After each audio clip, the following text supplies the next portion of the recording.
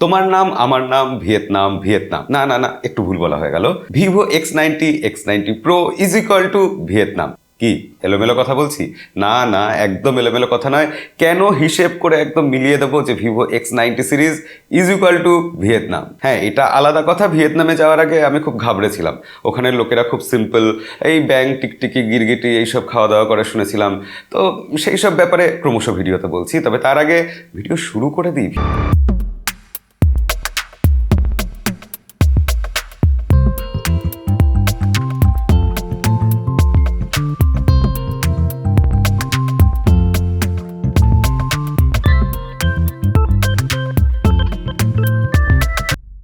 Vivo X90 series Kolkata airport থেকেই রাত 10টার সময় ফুল হাতে একদম লোড করে নিয়ে আমি প্লেনে উঠে পড়লাম। ভিয়েতনামে গিয়ে যখন নামলাম তখন রাত 3টে। সরাসরি এটিএম কাউন্টারে গিয়ে কিছু টাকা, মাত্র 3,500 রুপি উইথড্র করলাম, আর সাথে সাথে কোটিপতি হয়ে গেলাম প্রায়। হ্যাঁ, 5খানা 2 লাখ টাকার নোট, এক একটা নোট 2 লাখ টাকা, অর্থাৎ 10 লাখ টাকার মালিক হয়ে গেলাম। শুরু থেকেই চমকে দেওয়ার মতো অভিজ্ঞতা। রাত্রিবেলায় ভিভো X90 সিরিজ নিয়ে কয়েকটা ছবি তুললাম। বেশ কয়েকজন আমাদের সাথে গেছিলেন, এই ছিল আমাদের টিম।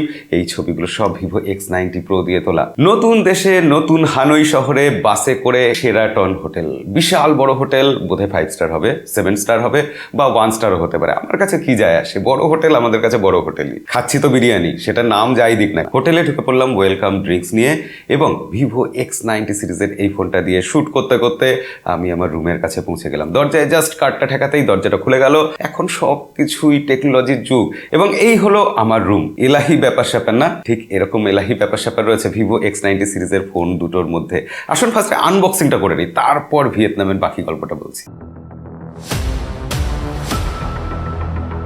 তো এই হলো ভিভো X90 আর X90 Pro এর বক্স। প্রো আর নন প্রো দুটোর বক্স কিন্তু সেম। ভিভো এইসব জায়গায় কিন্তু কার্পণ্য করে না, মানে ভিভোর বক্স আর প্যাকেজিং সবসময় কিন্তু নেক্সট লেভেল হয়। বক্সের উপর দেখুন X90 Pro ছাড়াও জাইস লেন্সের কথা কিন্তু লেখা আছে। ভিভোর সাথে এই জাইসের পার্টনারশিপ, সেটা কিন্তু আমাদের এর আগেও খুব চমৎকার রেজাল্ট দিয়েছে। বক্সে অবভিয়াসলি ফোনটা আছে, এবং ফোনের লুকস আর ডিজাইন সত্যি পছন্দ হওয়ার মতো। এটাই ভিভো X90 Pro।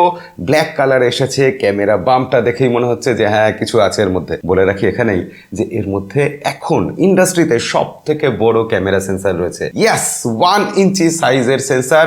তার রেজাল্ট কিরকম সেটাই তো ভিয়েতনামে দেখছিলাম। তবে তার আগে বলি বক্সে আর কি আছে। বক্সের মধ্যে আমরা পাচ্ছি একটা ইউএসবি কেবল, এছাড়াও একটা 120 ওয়াটের ফাস্ট চার্জার, বিশাল বড়, একদম ভারী। আচ্ছা হ্যাঁ, আনবক্সিং করার মাঝেই বলে রাখি, ভিভোর ফোনে এবার এমন একটা জিনিস দিয়েছে যেটা দেখে আমি সত্যি অবাক হয়ে গেছি। মানে এটা আমরা চাইছিলাম দীর্ঘদিন ধরে। অ্যান্ড্রয়েডে কোনো কোম্পানি দিতে পারছিল না, বড় বড় কোম্পানি তারা পারছিল না। ভিভো এটা দিল, আমি দেখে সত্যি ভীষণ খুশি হয়েছি। কি সেই স্পেশাল জিনিসটা ভিডিওতে বলবো, একটু অপেক্ষা করুন। আর এদিকে আরো একটা ছোট বক্স আছে। ছোট বক্সের মধ্যে আমরা কি কি পাই একবার দেখে নিই। ছোট বক্সের মধ্যে অবভিয়াসলি আমরা পাচ্ছি একটা টিপিইউ কেস বা কভার, যেটা বেশ ভালো, খুব ভালো কোয়ালিটির।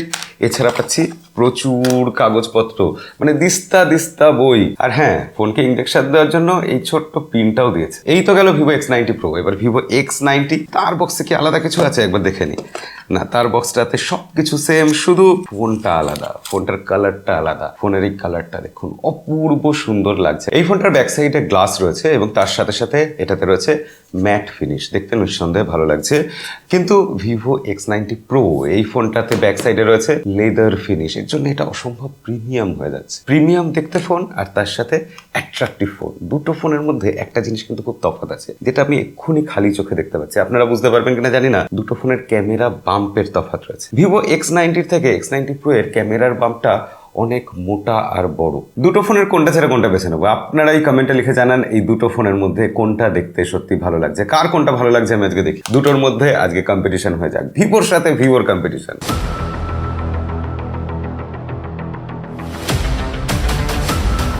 কিন্তু এই দুটো ফোন হাতে নিয়েই আমার যেটা সব থেকে অ্যাট্রাকটিভ লাগলো, এখন সব কোম্পানি এই কার্ভ ডিসপ্লের ব্যাপারটা আস্তে আস্তে সরিয়ে নিচ্ছে। ভিভো কিন্তু এখানে কার্ভ ডিসপ্লে দিয়েছে।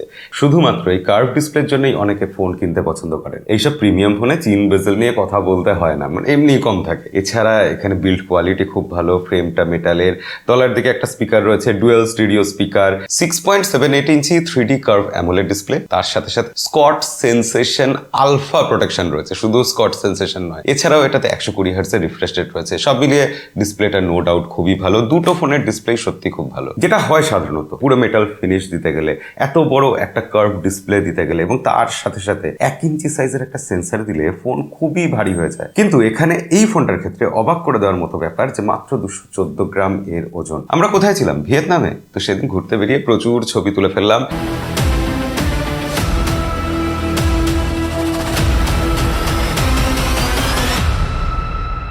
মূলত স্ট্রিট ভিউ, আশেপাশের এলাকায় ঘুরছিলাম এবং ছবিতে আপনারা খেয়াল করে দেখুন যখন আলো কম থাকছে লেন্সের ফ্লেয়ার কত কম আসছে, অর্থাৎ স্ট্রিট ফটোগ্রাফির ক্ষেত্রে আলো ছড়িয়ে যাওয়ার ব্যাপারটা নেই। যখন পোর্ট্রেট ছবি তুলছি কত সুন্দর এজ ডিটেকশন হচ্ছে। বিশেষ করে আমি আপনাকে খেয়াল করতে বলবো স্কিন কালার, অদ্ভুত সুন্দর স্কিন কালার দিচ্ছে। লাল রংটা দেখে ভাববেন না যে প্রচুর কালার বুস্ট করে দিচ্ছে। কালার বুস্ট সব কোম্পানির সব ফোনেই করে, এখানে লাল রংটা বুস্ট করছে, তবে সবার থেকে তুলনামূলকভাবে কম। ভিভো ক্যামেরার মধ্যে জাইস ন্যাচারাল কালার বলে একটা মোড দিয়েছে, সেটা অন করলে আমরা ন্যাচারাল ছবি দেখছি, সেটা অফ রাখলেই আমরা তুলনামূলক একটু বুস্টেড ছবি দেখছি, যেটা সোশ্যাল মিডিয়া রেডি। তো সবার জন্যই কিছু না কিছু উপাদান রয়েছে। কিন্তু ঘুরতে বেরিয়ে আমার যে মোডটা সব থেকে বেশি কাজে লেগেছে সেটা হচ্ছে স্পোর্টস মোড, অর্থাৎ কোনো জিনিস চলছে, কোনো জিনিস উড়ছে, কোনো জিনিস নড়ছে, সেটার ছবি যখন আমরা এইভাবে তুলবো সেটা পুরো স্থির হয়ে যাবে, ফ্রিজ হয়ে যাবে, কোনো শেক এফেক্ট আমরা দেখতে পাচ্ছি না, এটা একদম ম্যাজিক। এছাড়া জাইস ল্যান্ডস্কেপ এবং আর্কিটেকচার বলে একটা মোড দিয়েছে, যার ফলে আমরা যখন কোনো জিনিসের ছবি তুলি, বড় বড় হাই রাইজারের ছবি তুলি, এই প্যাগোডাটার যখন ছবি তুলছিলাম, তখন আমরা যদি একটু কাত করি ক্যামেরাটা, তখন ফ্রেমটা বাজে হয়ে যায়, কিন্তু এটা অটোমেটিক নিজে সেটা ঠিক করে নেবে। পোর্ট্রেট ছবির ক্ষেত্রে আবার সিনে ফ্লেয়ার বলে একটা এফেক্ট আছে, অর্থাৎ আর্টিফিশিয়াল ইন্টেলিজেন্স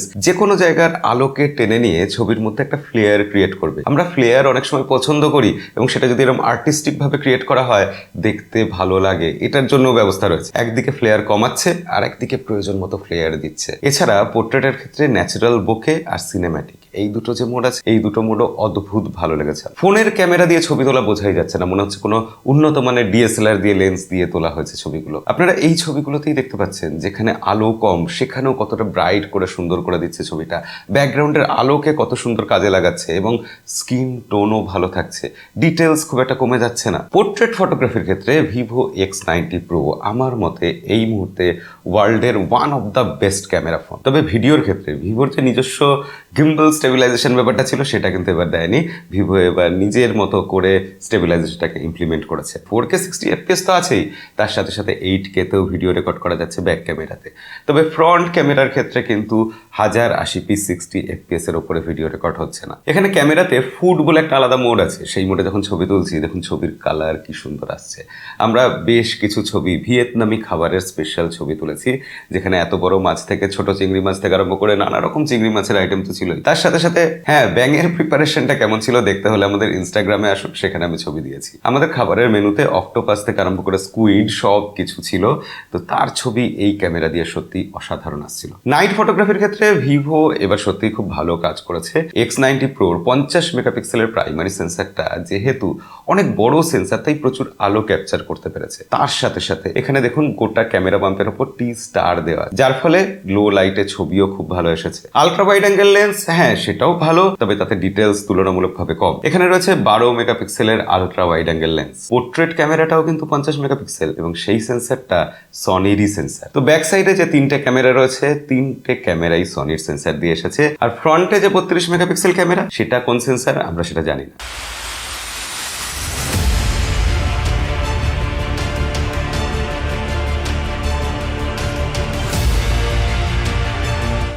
এইসব তো ক্যামেরার গল্প অনেক হয়ে গেল। পারফরমেন্সের জন্য এই ফোনে কি আছে? পারফরমেন্সের জন্য মিডিয়াটেক ডাইমেনসিটি 9200 এই প্রসেসরটা প্রথম আমরা এই ফোনে পাচ্ছি।